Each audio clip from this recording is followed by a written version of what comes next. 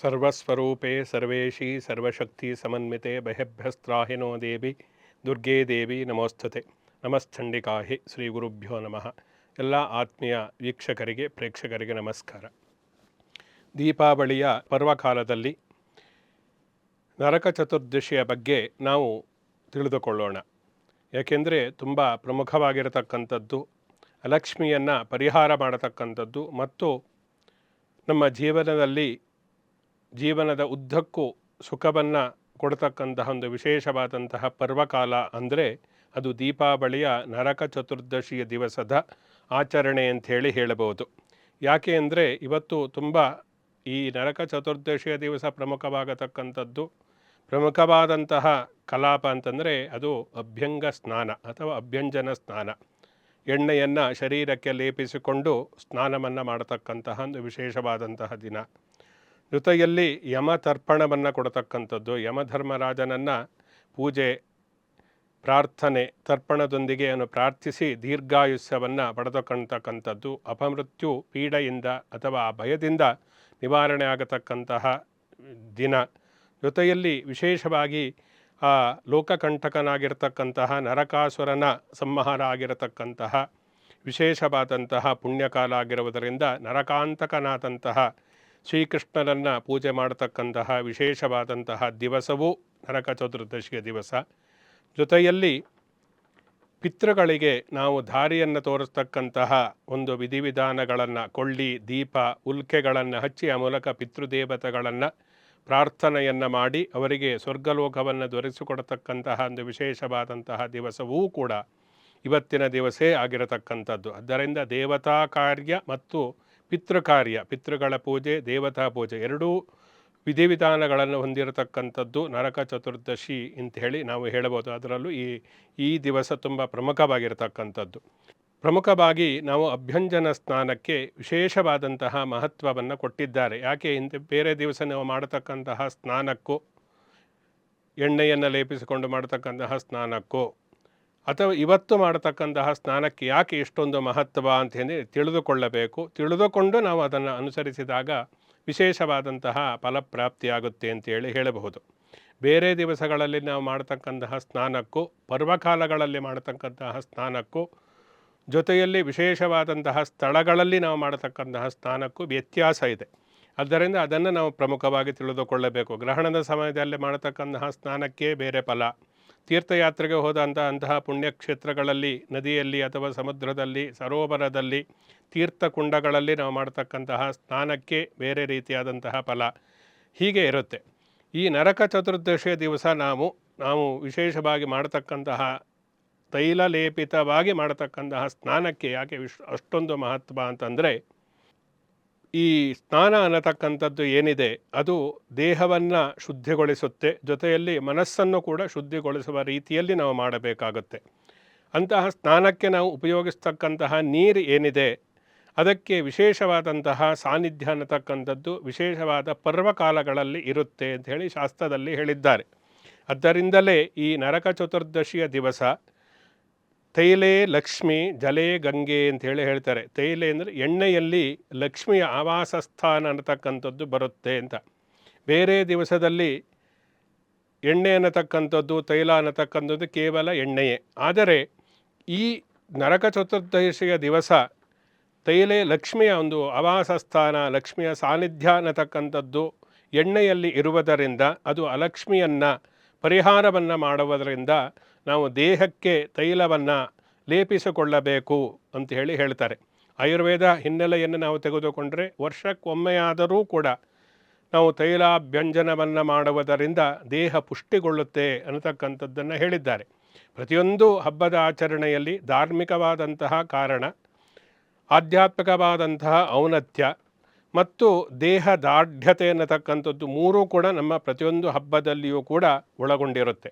ಅದನ್ನೇ ನಾವು ತೆಗೆದುಕೊಂಡ್ರೆ ತೈಲವನ್ನು ಲೇಪಿಸಿ ಅದರ ಲಕ್ಷ್ಮಿಯ ಆವಾಸ ಸ್ಥಾನ ಇರುವುದರಿಂದ, ಲಕ್ಷ್ಮಿಯ ಸಾನ್ನಿಧ್ಯ ಇರುವುದರಿಂದ ಎಣ್ಣೆಯನ್ನು ಲೇಪಿಸಿಕೊಳ್ಳಬೇಕು ಅಂಥೇಳಿ ಹೇಳಿದ್ದಾರೆ. ಇದನ್ನು ಎಲ್ಲರೂ ಕೂಡ ಮಾಡಬೇಕು. ಹೆಂಗಸರು, ಗಂಡಸರು, ಬಾಲಕರು, ಬಾಲಕಿಯರು, ಅದರಲ್ಲೂ ವಿಶೇಷವಾಗಿ ಸನ್ಯಾಸಿಗಳಿಗೆ ತೈಲ ಅಭ್ಯಂಜನ ಸ್ನಾನ ನಿಷಿದ್ಧ ಇದ್ದರೂ ಕೂಡ ಈ ದಿವಸದಲ್ಲಿ ಅವರು ಕೂಡ ಕಡ್ಡಾಯವಾಗಿ ಅಭ್ಯಂಜನ ಸ್ನಾನವನ್ನು ಮಾಡಲೇಬೇಕು ಅಂತ ಹೇಳಿ ಶಾಸ್ತ್ರ ವಿಧಿಸಿರತಕ್ಕಂತಹ ನಿಯಮ. ಯತಿಗಳಿಂದ ಹಿಡಿದು ಎಲ್ಲರೂ ಕೂಡ ಅಭ್ಯಂಜನ ಸ್ನಾನವನ್ನು ಯಾಕೆ ಮಾಡಬೇಕು ಅಂದರೆ ತೈಲದಲ್ಲಿ ಲಕ್ಷ್ಮಿಯ ಸಾನ್ನಿಧ್ಯ ಅನ್ನತಕ್ಕಂಥದ್ದು ಇರುತ್ತೆ ಅಂತ ಒಂದು. ಜಲೇ ಗಂಗೆ, ಗಂಗೆ ಚ ಯಮನೆ ಚೈವ ಗೋದಾವರಿ ಸರಸ್ವತಿ ನರ್ಮದಾ ಸಿಂಧು ಕಾವೇರಿ ಜಲೇಸ್ಮಿನ್ ಸನ್ನಿಧಿಂ ಕುರು ಅಂಥೇಳಿ ನಾವು ಹೇಳ್ತೀವಿ. ಯಾವುದೇ ಸ್ನಾನ ತೀರ್ಥ ಸ್ನಾನವನ್ನು ಮಾಡಬೇಕಾದರೆ ಯಾವುದೇ ನದಿಯಾಗಿರಲಿ, ಯಾವುದೇ ನೀರಾಗಿದ್ದರೂ ಕೂಡ ಅಲ್ಲಿ ನಾವು ಗಂಗೆಯ ಸ್ಮರಣೆಯನ್ನು ಮಾಡಿಕೊಂಡು ಗಂಗೆಯ ಸಾನ್ನಿಧ್ಯ ಇದೆ ಅನ್ನತಕ್ಕಂತಹ ಪ್ರಾರ್ಥನೆಯೊಂದಿಗೆ ಗಂಗಾ ಸ್ಮರಣೆಯನ್ನು ಮಾಡಿ ಸ್ನಾನವನ್ನು ಮಾಡಿದರೆ ಅದು ತೀರ್ಥ ಸ್ನಾನ ಆಗುತ್ತೆ ಅಂಥೇಳಿ. ಅದೇ ರೀತಿಯಲ್ಲಿ ಈ ದಿವಸ ಅಂದರೆ ನರಕ ಚತುರ್ದಶಿ ದಿವಸ ಹೇಗೆ ತೈಲದಲ್ಲಿ ಲಕ್ಷ್ಮಿಯ ಆವಾಸ ಸ್ಥಾನ ಇರುತ್ತೋ ಎಲ್ಲ ನೀರಿನಲ್ಲಿಯೂ ಕೂಡ ಗಂಗೆಯ ಆವಾಸ ಅನ್ನತಕ್ಕಂಥದ್ದು ಸನ್ನಿಹಿತವಾಗಿರುತ್ತೆ ಅಂತೇಳಿ ಶಾಸ್ತ್ರ ಹೇಳುತ್ತೆ. ಆದ್ದರಿಂದ ಆ ಗಂಗೆಯ ಸಾನ್ನಿಧ್ಯ ಕೆಲವೊಂದು ನಿರ್ದಿಷ್ಟವಾದಂತಹ ದಿವಸಗಳಲ್ಲಿ ಮಾತ್ರ ಎಲ್ಲ ನೀರಿನಲ್ಲಿ ಬರುತ್ತೆ. ಅಂದರೆ ಗ್ರಹಣ ಸಮಯದಲ್ಲಿಯೂ ನಾವು ಇದನ್ನೇ ಹೇಳಿದೆ, ಗ್ರಹಣ ಸಮಯದಲ್ಲಿ ಎಲ್ಲ ನೀರಿನಲ್ಲಿ ಗಂಗೆಯ ಸಾನ್ನಿಧ್ಯ ಇರುತ್ತೆ ಅಂಥೇಳಿ. ಹಾಗೆ ಈ ನರಕ ಚತುರ್ದಶಿಯ ದಿವಸ ಎಲ್ಲ ನೀರಿನಲ್ಲಿಯೂ ಕೂಡ ಗಂಗೆಯ ಸಾನ್ನಿಧ್ಯ ಅನ್ನತಕ್ಕಂಥದ್ದು ಇರುವುದರಿಂದ ದೀಪವಲ್ಯಂ ಚತುರ್ದಶೀಂ ಅಂತೇಳಿ ತೈಲೇ ಲಕ್ಷ್ಮಿ ಜಲೇ ಗಂಗೆ ದೀಪವಲ್ಯ ಚತುರ್ದಶೀಂ. ಚತುರ್ದಶಿಯ ದಿವಸ ದೀಪಾವಳಿಯ ಚತುರ್ದಶಿ, ಪ್ರತಿ ಪಕ್ಷದಲ್ಲಿಯೂ ಚತುರ್ದಶಿ ಬರುತ್ತೆ, ಅಮಾವಾಸ್ಯೆ ಬರುತ್ತೆ. ಆದರೆ ಈ ಆಶ್ವಯುಧ ಮಾಸದ ಕೃಷ್ಣ ಪಕ್ಷದಲ್ಲಿ ಬರತಕ್ಕಂತಹ ಚತುರ್ದಶಿ ನರಕ ಚತುರ್ದಶಿ, ಅಮಾವಾಸ್ಯೆ ಮಹಾಲಕ್ಷ್ಮಿ ಪೂಜೆ, ಪಾಡ್ಯ ಅನ್ನತಕ್ಕಂಥ ಬಲಿಪಾಡ್ಯಮಿ, ಈ ರೀತಿಯಾಗಿ ಒಂದು ಪ್ರಸಿದ್ಧಿಯನ್ನು ಪಡೆಯಿರತಕ್ಕಂಥದ್ದು. ಪ್ರತಿಯೊಂದು ಅಮಾವಾಸ್ಯೆ ಬಂದೇ ಬರುತ್ತೆ. ಆದರೆ ಮಹಾಲಕ್ಷ್ಮಿಯನ್ನು ಪೂಜೆ ಮಾಡುವುದಕ್ಕೆ ವಿಶೇಷವಾಗಿ ಹೇಳಿರ್ತಕ್ಕಂಥ ದೀಪಾವಳಿ ಅಮಾವಾಸ್ಯೆ ಆ ದಿವಸ ಮಾಡಿದರೆ ಮಹಾಲಕ್ಷ್ಮಿ ಅನುಗ್ರಹ ಉಂಟಾಗತಕ್ಕಂಥದ್ದು. ಬೇರೆ ದಿವಸ ಮಾಡಿದರೆ ಆಗಲ್ಲ ಅಂತೇಳಿ ಅರ್ಥ ಅಲ್ಲ. ಆದರೆ ಆ ದಿವಸಕ್ಕಿಂತ ದೀಪಾವಳಿಯ ದಿವಸ ಮಾಡತಕ್ಕಂತಹ ಅಮಾವಾಸ್ಯೆ ಪೂಜೆಗೆ ವಿಶೇಷವಾದಂತಹ ಮಹತ್ವ ಇದೆ, ವಿಶೇಷವಾದಂತಹ ಶೀಘ್ರ ಫಲವನ್ನು ಕೊಡತಕ್ಕಂತಹ ಶಕ್ತಿ ಇರುವುದರಿಂದ ದೀಪಾವಳಿಯ ಪ್ರತಿಯೊಂದು ದಿವಸವೂ ಕೂಡ ಅಮೂಲ್ಯವಾಗಿರತಕ್ಕಂಥದ್ದೇ. ಆದ್ದರಿಂದ ಆ ಗಂಗೆ ಮತ್ತು ಲಕ್ಷ್ಮಿಯ ಅನ್ನೋ ವಿಶೇಷವಾದಂತಹ ಪ್ರಾರ್ಥನೆಯೊಂದಿಗೆ ಅಭ್ಯಂಜನ ಸ್ನಾನವನ್ನು ಮಾಡಬೇಕು ಅಂಥೇಳಿ ಹೇಳಿದ್ದಾರೆ. ಪ್ರಾತಃ ಈ ಯಾವ ಸಮಯದಲ್ಲಿ ಯಾವಾಗಲೂ ಒಂದು ಸಹ ದೀಪಾವಳಿ ಹಬ್ಬ ಅಂತೇಳಿ ಸ್ನಾನ ಮಾಡತಕ್ಕಂಥದ್ದಲ್ಲ. ಇಲ್ಲಿ ಕಾಲ ತುಂಬ ಪ್ರಮುಖವಾಗಿರತಕ್ಕಂಥದ್ದು. ಈ ದೀಪಾವಳಿ ಅಭ್ಯಂಜನ ಸ್ನಾನಕ್ಕೆ ನಿರ್ದಿಷ್ಟವಾದಂತಹ ಸಮಯ ಹೇಳಿದ್ದಾರೆ. ಆ ಸಮಯದಲ್ಲಿ ಸ್ನಾನ ಮಾಡಿದರೆ ಮಾತ್ರ ಅದರ ಸಂಪೂರ್ಣ ಫಲವನ್ನು ಸಿಗುತ್ತೆ, ಇಲ್ಲ ಸಿಗಲ್ಲ ಅಂಥೇಳಿ ಅರ್ಥ ಅಲ್ಲ. ಉತ್ತಮವಾಗಿರತಕ್ಕಂಥದ್ದು ಮಧ್ಯಮ ಫಲ ಅಧಮ ಫಲ ಅಂತೇಳಿ ಇರುತ್ತೆ. ಅದರಲ್ಲಿ ಉತ್ತಮವಾದಂತಹ ಉತ್ಕೃಷ್ಟವಾದಂತಹ ಫಲವನ್ನು ನಾವು ಆಚರಣೆಯಿಂದ ಪಡೆಯಬೇಕು ಅಂತ ಇದ್ದರೆ ನಾವು ಅಭ್ಯಂಜನ ಸ್ನಾನಕ್ಕೆ ನಿರ್ದಿಷ್ಟವಾದಂತಹ ಕಾಲವನ್ನು ಕೂಡ ತಿಳಿದುಕೊಳ್ಳಬೇಕಾಗತ್ತೆ. ಅದನ್ನೇ ಶಾಸ್ತ್ರದಲ್ಲಿ ಏನು ಹೇಳಿದ್ದಾರೆ, ಪ್ರಾತಃ ಕಾಲೇತು ಯಕ್ ಕುರ್ಯಾಥು ಯಮಂ ಲೋಕಂ ನ ಪಶ್ಯತಿ. ಸರಿಯಾದ ಸಮಯದಲ್ಲಿ ನಾವು ಅಭ್ಯಂಜನ ಸ್ನಾನವನ್ನು ಮಾಡಿದರೆ ಅವರು ಯಮಲೋಕಕ್ಕೆ ಹೋಗುವುದಿಲ್ಲ, ಯಮನ ದರ್ಶನ ಆಗುವುದಿಲ್ಲ ಅಂತೇಳಿ ಹೇಳಿದ್ದಾರೆ. ಅಂದರೆ ನರಕದಿಂದ ಅವರು ಪಾರಾಗ್ತಾರೆ ಅಂಥೇಳಿ. ಆದ್ದರಿಂದ ಅದಕ್ಕೆ ನಾವು ವಿಶೇಷವಾಗಿ ಯಾವ ಸಮಯ ಅಂತೇಳಿ ತಿಳಿದುಕೊಳ್ಳಬೇಕು. ಈ ಕೊನೆಯ ಯಾಮ ಅಂದರೆ 3 ಗಂಟೆಯ ನಂತರದಲ್ಲಿ ಚಂದ್ರೋದಯ ಆಗತಕ್ಕಂತಹ ಸಂದರ್ಭದಲ್ಲಿ ಚಂದ್ರೋದಯದಿಂದ ಸೂರ್ಯೋದಯದವರೆಗಿರತಕ್ಕಂತಹ ಸಮಯ ಏನಿದೆ ಅದು ಉತ್ಕೃಷ್ಟವಾಗಿರ್ತಕ್ಕಂತಹ ಸಮಯ ಅಂತೇಳಿ ಹೇಳಿದ್ದಾರೆ. ಅಂದರೆ ಈ ದೀಪಾವಳಿಯನ್ನು ನಾವು ತೆಗೆದುಕೊಂಡ್ರೆ 4:26 ಚಂದ್ರೋದಯ ಆಗುತ್ತೆ, ಸೂರ್ಯೋದಯ ಆಗತಕ್ಕಂಥ 6 ಗಂಟೆ ಆ ಸಮಯದಲ್ಲಿ ಆಗುತ್ತೆ. ಆದ್ದರಿಂದ ಆ ಸಮಯದಲ್ಲಿ ನಾವು ಅಭ್ಯಂಜನ ಸ್ನಾನವನ್ನು ಮಾಡತಕ್ಕಂಥದ್ದು ಇದೆಯಲ್ಲ, ಅದು ನಮಗೆ ವಿಶೇಷವಾದಂತಹ ಫಲವನ್ನು ಕೊಡುತ್ತೆ ಅಂಥೇಳಿ. ಆದ್ದರಿಂದ ಒಂದು ಯಾಮ 3 ಗಂಟೆಯ ನಂತರದಲ್ಲಿ ಚಂದ್ರೋದಯವನ್ನು ನೋಡಿಕೊಂಡು ಆ ಚಂದ್ರೋದಯದಿಂದ ಸೂರ್ಯೋದಯ ಇರತಕ್ಕಂತಹ ಸಮಯದಲ್ಲಿ ತೈಲವನ್ನು ಲೇಪಿಸಿಕೊಂಡು ಅಭ್ಯಂಜನ ಸ್ನಾನವನ್ನು ಮಾಡಿದಾಗ ಅವರು ನರಕದಿಂದ ವಿಮುಕ್ತರಾಗ್ತಾರೆ. ಅಂದರೆ ಭಗವಂತನ ಅನುಗ್ರಹಕ್ಕೆ ಪಾತ್ರರಾಗ್ತಾರೆ, ಕಷ್ಟಗಳು ನಿವಾರಣೆಯಾಗುತ್ತೆ. ಆಮೇಲೆ ಸ್ವರ್ಗಲೋಕವನ್ನೇ ಮರಣಾನಂತರದಲ್ಲಿ ಅವರಿಗೆ ಮುಕ್ತಿ ಪ್ರಾಪ್ತಿಯಾಗುತ್ತೆ ಅನ್ನತಕ್ಕಂಥದ್ದನ್ನೆಲ್ಲ ಈ ವಿಶೇಷತೆಯಲ್ಲಿ ಹೇಳಿದ್ದಾರೆ. ಆದ್ದರಿಂದ ನಾವು ಅದನ್ನು ಸಾಮಾನ್ಯವಾಗಿ ತೆಗೆದುಕೊಂಡರೂ ಕಷ್ಟಗಳು ಪರಿಹಾರ ಆಗುತ್ತೆ. ಅಭ್ಯಂಜನ ಸ್ನಾನವನ್ನು ಮಾಡುವುದರಿಂದ ಮಹಾಲಕ್ಷ್ಮಿಯ ಅನುಗ್ರಹ ಉಂಟಾಗುತ್ತೆ ಅಂತೇಳಿ ನಾವು ತಿಳಿದುಕೊಳ್ಳಬಹುದು. ಆದ್ದರಿಂದ ಈ ಗೌಣ ಕಾಲದಲ್ಲಿ ಮಾಡದೆ ಉತ್ತಮವಾಗಿರತಕ್ಕಂತಹ ಸಮಯದಲ್ಲಿ ನಾವು ಅಭ್ಯಂಜನ ಸ್ನಾನವನ್ನು ಮಾಡುವುದರಿಂದ ವಿಶೇಷವಾದಂತಹ ಫಲ ಸಿಗುತ್ತೆ. ಸೂರ್ಯೋದಯ ನಂತರದಲ್ಲಿ ಮಾಡಿದರೆ ಅದಕ್ಕೂ ಕೂಡ ಫಲ ಇದೆ, ಆದರೆ ಉತ್ತಮವಾದ ಫಲ ಬೇರೆ, ಅಧಮವಾದ ಫಲ ಬೇರೆ. ಹಾಗಂತೇಳಿ ಸ್ನಾನವನ್ನು ಮಾಡದೇ ಇರಬಾರದು. ಮಾಡಬಾರ್ದು. ಅದೇ ಸಮಯದಲ್ಲಿ ಆಗದೇ ಇದ್ದರೆ ಉಳಿದಂತಹ ಸೂರ್ಯೋದಯದಲ್ಲಾದರೂ ಕೂಡ, ಸೂರ್ಯೋದಯ ಆದ ನಂತರದಲ್ಲಾದರೂ ಕೂಡ ಎಣ್ಣೆಯನ್ನು ಲೇಪಿಸಿಕೊಂಡು ಅಭ್ಯಂಜನ ಸ್ನಾನವನ್ನು ಮಾಡುವುದರಿಂದ ಆ ವಿಶೇಷವಾದಂತಹ ಯಮನ ಒಂದು ಅನುಗ್ರಹದಿಂದ ಅಪಮೃತ್ಯು ಪೀಡೆ ಪರಿಹಾರ ಆಗುತ್ತೆ, ಅಲಕ್ಷ್ಮಿ ಪರಿಹಾರವಾಗುತ್ತೆ, ಲಕ್ಷ್ಮಿಯ ಅನುಗ್ರಹವು ಕೂಡ ನಮಗೆ ವಿಶೇಷವಾಗಿ ಪ್ರಾಪ್ತಿಯಾಗುತ್ತೆ. ಆದ್ದರಿಂದ ಕಾಲವನ್ನು ನಾವು ಇಲ್ಲಿ ಪ್ರಮುಖವಾಗಿ ಗಮನಿಸಬೇಕಾಗುತ್ತೆ. ಎಷ್ಟೋ ಜನಕ್ಕೆ ಗೊತ್ತಿಲ್ಲ, ಆ ಸಮಯದಲ್ಲಿ ಎಷ್ಟೋ ಜನ ಮಾಡುವುದೂ ಇಲ್ಲ. ಆದ್ದರಿಂದ ಅದನ್ನು ಶಾಸ್ತ್ರೀಯವಾಗಿ ನಾವು ತಿಳಿದುಕೊಳ್ಳಬೇಕಾದರೆ ಪ್ರಾತಃ ಕಾಲದಲ್ಲಿ, ಅರುಣೋದಯ ಕಾಲದಲ್ಲಿ, ಉಷಕ್ಕಾಲದಲ್ಲಿ, ಬ್ರಾಹ್ಮಿ ಮುಹೂರ್ತದಲ್ಲಿ ನಾವು ಮಾಡತಕ್ಕಂತಹ ಅಭ್ಯಂಜನ ಸ್ನಾನವೇ ಈ ನರಕ ಚತುರ್ದಶಿಯ ಸರಿಯಾಗಿರತಕ್ಕಂತಹ ನಿಜವಾದಂತಹ ಸ್ನಾನ ಅಂಥೇಳಿ ನಾವು ಹೇಳಬಹುದು.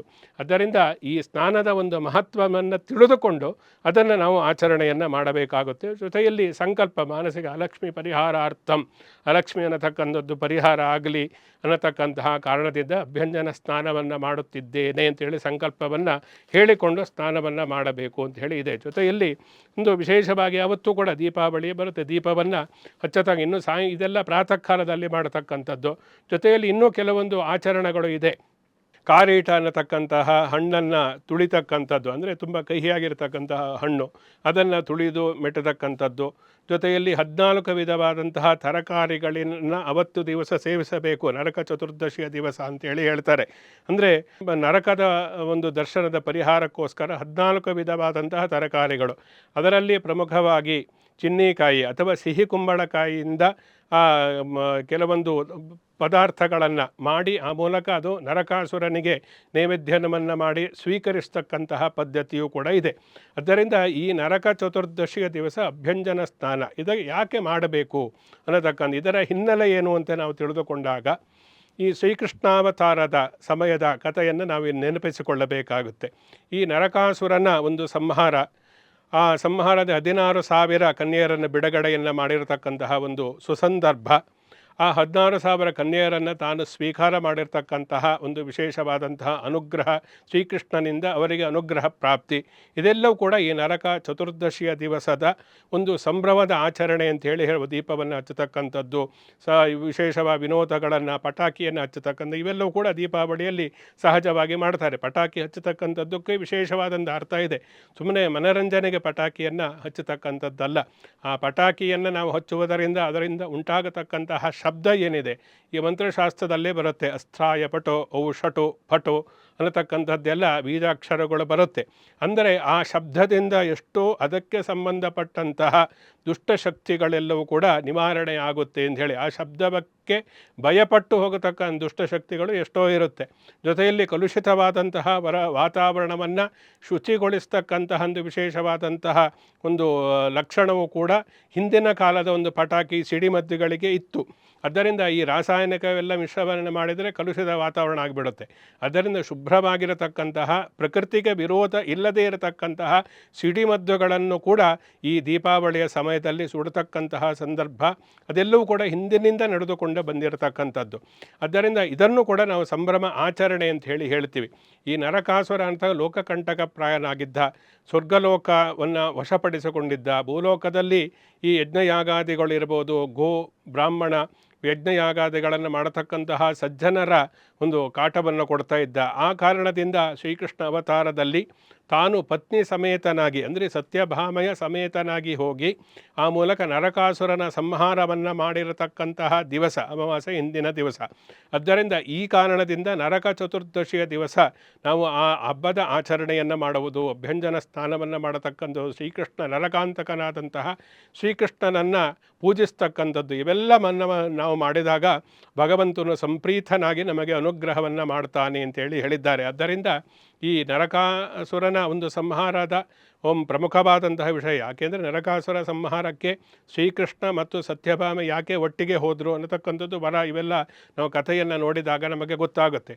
ಮೂಲದಲ್ಲಿ ನಾವು ನೋಡಿದಾಗ ನರಕಾಸುರ ಈ ವರಹಾವತಾರ ಮತ್ತು ಭೂದೇವಿಯ ಇಬ್ಬರ ಸಂಸರ್ಗದಿಂದ ಜನಿಸಿರತಕ್ಕಂಥವನೇ ನರಕಾಸುರ. ಅದರಿಂದ ಮೂಲತಃ ಮಹಾವಿಷ್ಣು ಲಕ್ಷ್ಮಿಯ ಪುತ್ರನೇ ನರಕಾಸುರನಾಗಿರತಕ್ಕಂಥದ್ದು.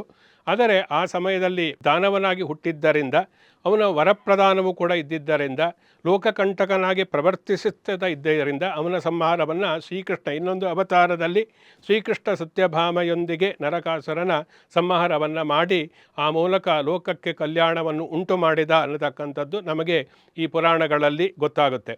ಆದ್ದರಿಂದ ಈ ನರಕಾಸುರ ಸಂಹಾರದ ಒಂದು ಸಂಭ್ರಮದ ಆಚರಣೆಯನ್ನು ಮಾಡತಕ್ಕಂತಹ ಒಂದು ವಿಶೇಷವಾದಂತಹ ದಿವಸ ಅಂದರೆ ಅದು ಕೃಷ್ಣ ಪಕ್ಷದ ಚತುರ್ದಶಿ, ಅದಕ್ಕೆ ನರಕ ಚತುರ್ದಶಿ ಅಂತೇಳಿ ಹೇಳತಕ್ಕಂಥದ್ದು. ಜೊತೆಯಲ್ಲಿ ಈ ಯಮನ ಪ್ರೀತ್ಯರ್ಥವಾಗಿ ಹಿಂದಿನ ದಿವಸ ಹೇಗೆ ನಾವು ಯಮ ಪ್ರೀತ್ಯರ್ಥವಾಗಿ ದೀಪವನ್ನು ಪ್ರಜ್ವಲನೆ ಮಾಡ್ತೀವಿ, ಯಮ ದೀಪದಾನವನ್ನು ಮಾಡ್ತೀವೋ ಅದೇ ರೀತಿ ಈ ದಿವಸವೂ ಕೂಡ ಯಮನ ಪ್ರೀತ್ಯರ್ಥವಾಗಿ ಇನ್ನೊಂದು ಕಾರಣ, ಹಿಂದಿನ ದಿವಸ ನಾವು ಮಾಡತಕ್ಕಂಥ ಬೇರೆ ಕಾರಣ, ಇವತ್ತಿನ ದಿವಸ ಏನು ಮಾಡಬೇಕು ಅಂದರೆ ಸಾಯಂಕಾಲದಲ್ಲಿ ರಾತ್ರಿ ಕಾಲದಲ್ಲಿ ನರಕ ಚತುರ್ದಶಿಯ ದಿವಸ ದೀಪವನ್ನು ಹಚ್ಚಬೇಕು. ಅದು ಕಾರಣ ಬೇರೆ, ದೀಪ ಹಚ್ಚತಕ್ಕಂಥದ್ದು ಒಂದೇ ಇರುತ್ತೆ, ಆದರೆ ಕಾರಣ ಬೇರೆ ಬೇರೆ ಇರುತ್ತೆ, ಕಾಮನೆಗಳು ಬೇರೆ ಬೇರೆ ಇರುತ್ತೆ. ನರಕ ಚತುರ್ದಶಿಯ ದಿವಸ ನಾವು ದೀಪ ಹಚ್ಚತಕ್ಕಂಥದ್ದು ಒಂದು ದೀಪದ ರೂಪದಲ್ಲಿ, ಇನ್ನೊಂದು ಉಲ್ಕೆಯ ರೂಪದಲ್ಲಿ ಎಂದು ಕೊಳ್ಳಿ ಅಂತ ಹೇಳ್ತಾರೆ. ಆ ಕೊಳ್ಳಿಯ ರೂಪದಲ್ಲಿ ದೇವಾಲಯ, ನದಿ ತೀರ, ಪ್ರಾಸಾದ, ಅರಮನೆ, ಮನೆ ಎಂತಹ ಎಲ್ಲ ಜಾಗಗಳಲ್ಲೂ ಕೂಡ ಆ ಕೊಳ್ಳಿಯನ್ನು ಹಚ್ಚಿ ಆ ಮೂಲಕ ಅದನ್ನು ಯಾಕೆ ಹಚ್ಚಬೇಕು ಅಂದರೆ ಪಿತೃಗಳಿಗೆ ದಾರಿಯನ್ನು ತೋರಿಸುವುದಕ್ಕೆ. ಅತಂತ್ರರಾಗಿರತಕ್ಕಂತಹ ಪಿತೃಗಳು ಅಂದರೆ ಸ್ವರ್ಗವೂ ಇಲ್ಲ ನರಕವೂ ಇಲ್ಲ ಅತಂತ್ರವಾದಂತಹ ಸ್ಥಿತಿಯಲ್ಲಿ ಇರತಕ್ಕಂತಹ ಪಿತೃಗಳಿಗೆ ದಾರಿಯನ್ನು ತೋರಿಸುವುದಕ್ಕೆ ಅಗ್ನಿದಗ್ಧ ಅನಗ್ನಿದಗ್ಧ ಅಂತೇಳಿ ಹೇಳ್ತಾರೆ. ದಾರಿಯನ್ನು ತೋರಿಸುವುದಕ್ಕೋಸ್ಕರ ನರಕ ಚತುರ್ದಶಿಯ ದಿವಸ ಅಂದರೆ ನರಕದ ದರ್ಶನವನ್ನು ಮಾಡದೆ ಪಿತೃಗಳು ಮೋಕ್ಷಕ್ಕೆ ಹೋಗಲಿ ಅಥವಾ ಸ್ವರ್ಗಕ್ಕೆ ಹೋಗಲಿ ಅನ್ನತಕ್ಕಂತಹ ಸದ್ಭಾವನೆಯೊಂದಿಗೆ ನರಕ ಚತುರ್ದಶಿಯ ದಿವಸ ರಾತ್ರಿ ಕಾಲದಲ್ಲಿ ಕೊಳ್ಳಿಯ ದೀಪಗಳನ್ನು ಹಚ್ಚಬೇಕು ಅನ್ನತಕ್ಕಂಥದ್ದು ಈಗಲೂ ಕೂಡ ಎಲ್ಲ ಕಡೆ ಈ ಗ್ರಾಮದಲ್ಲಿ ಹಳ್ಳಿಗಳಲ್ಲೆಲ್ಲೂ ಕೂಡ ಅದರ ಆಚರಣೆ ಇದೆ.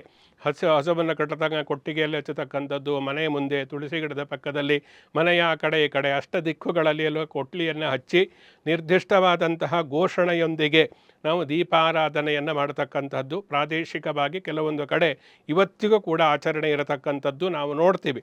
ಆದ್ದರಿಂದ ಒಂದು ಸಾಂಪ್ರದಾಯಿಕವಾದಂತಹ ಜನಪದವಾದಂತಹ ಆಚರಣೆಯೂ ದೀಪಾವಳಿಯಲ್ಲಿ ಸೇರಿಕೊಳ್ಳುತ್ತೆ, ಶಾಸ್ತ್ರೀಯವಾದಂತಹ ಆಚರಣೆಯೂ ಕೂಡ ದೀಪಾವಳಿಯಲ್ಲಿ ಸೇರಿಕೊಳ್ಳುವುದರಿಂದ ಇದು ಎಲ್ಲ ವರ್ಗದವರು ಕೂಡ ಕೂಡಿ ಸೇರಿತಕ್ಕಂತಹ ಆಚರಿಸ್ತಕ್ಕಂತಹ ದೀಪಾವಳಿ ಹಬ್ಬ ಅಂಥೇಳಿ ನಾವು ಹೇಳಬಹುದು. ಆದ್ದರಿಂದ ಈ ಉಜ್ವಲವಾದಂತಹ ಉಲ್ಕೆಗಳನ್ನು ಅಂದರೆ ಜ್ಯೋತಿಯನ್ನು ಹಚ್ಚಿ ಉಜ್ವಲ ಜ್ಯೋತಿಷಾ ಮಾರ್ಗಂ ಪ್ರಪಶ್ಯಂತೋ ಪ್ರದಂತುತೆ ಅಂತೇಳಿ ಹೇಳ್ತಾರೆ.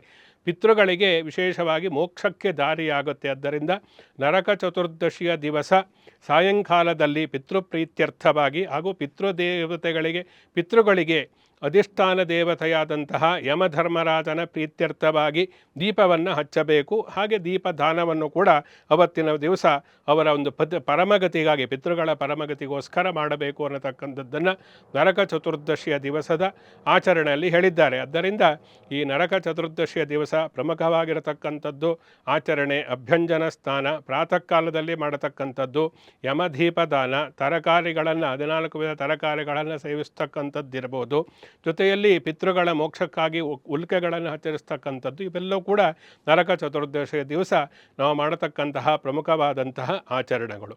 ಶುಭಮಸ್ತು, ಸಮಸ್ತ ಸನ್ಮಂಗಳಾನಿ ಭವಂತು.